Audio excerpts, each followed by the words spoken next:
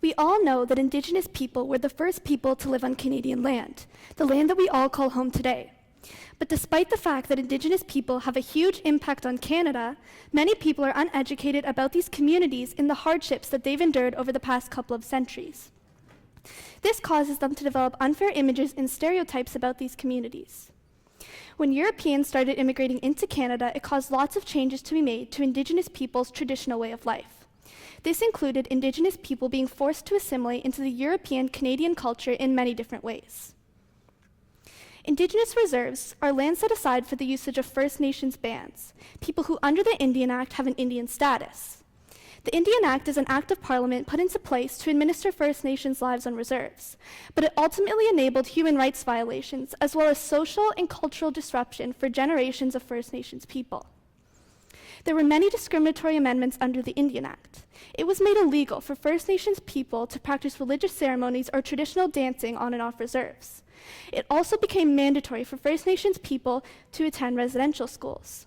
Not to mention the fact that First Nations people being recognized under the government as Indians has nothing to do with them having Indian ancestry. The Indian Act is still in place today, but many of the previous discriminatory policies are not still in place. Thousands of First Nations people are living on reserves today, but the conditions on some reserves are compared to those of third world countries. Many reserves do not have access to adequate housing, clean drinking water, or proper health care. Mold, bug infestation, insufficient heating, overcrowding are some of the issues faced by First Nations people living on reserves today.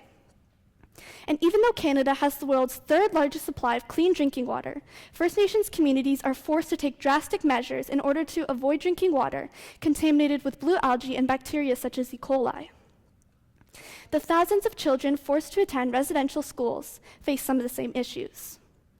Residential schools were government-sponsored religious schools. These institutions were put into place to remove and isolate children from their families, cultures, and traditions. These objectives were created based on the assumption that Indigenous cultures were unequal to others. In total, an estimated 150,000 First Nations, Inuit, and Métis children attended residential schools between the years of 1831 and 1996, and over 130 residential schools operated in this 165-year time period. The overall experience at residential schools was not a positive one. Children were isolated from their culture immediately upon their arrival. Children were separated by gender and from family members. They were forced to speak only in English and learn a religion they didn't believe in. They were stripped of their traditional clothes and their hair was cut. Up until the 1950s, the schools ran on a half-day system. Half the day spent in the classroom and the other half spent doing manual labor. Funding was an ongoing concern for the government, so this was the main reason that the children did lots of work around the institutions. This included cooking, cleaning, sewing, and laundry for girls, and carpentry, construction, general maintenance, and agricultural labor for boys.